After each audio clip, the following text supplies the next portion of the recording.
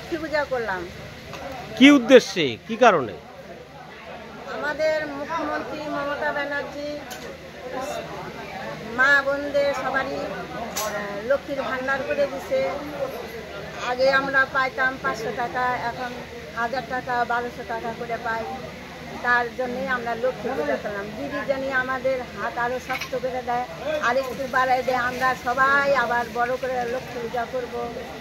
এটাই আমাদের দিদির কাছে অনুরোধ।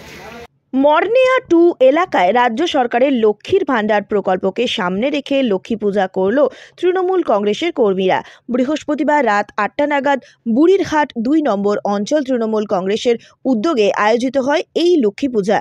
এই দিনের এই পূজায় সংশ্লিষ্ট ওই এলাকার মহিলা তৃণমূল কংগ্রেস কর্মীদের উপস্থিতি বেশি লক্ষ্য করা যায়। এছাড়া উপস্থিত ছিলেন বুড়িরহাট 2 নম্বর অঞ্চল তৃণমূল কংগ্রেস সভাপতি দীপক বর্মন, চেয়ারম্যান মদন বর্মন, বিমল বর্মন, বনমালী বর্মন, গৌতম বর্মন ও অন্যান্যরা। এই দিনের এই লক্ষ্মী পূজা সম্পর্কে বলতে গিয়ে এক মহিলা তৃণমূল কর্মী জানান তারা খুবই খুশি রাজ্যের মুখ্যমন্ত্রী মমতা বন্দ্যোপাধ্যায় তাদের জন্য লক্ষ্মীর ভান্ডার প্রকল্প চালু করেছেন। সেই প্রকল্পে প্রথমে 500 টাকা পেতেন, এখন তারা 1000 টাকা পাচ্ছেন। তাই তারা এই লক্ষ্মী পূজার আয়োজন করেছেন। মহিলা তৃণমূল কর্মীরা আরও বলেন, আগামী দিনে যদি মুখ্যমন্ত্রী মমতা বন্দ্যোপাধ্যায় লক্ষ্মীর ভান্ডার প্রকল্পে আরও টাকা বাড়ান তবে তারা আরও বড় করে পূজা করবেন।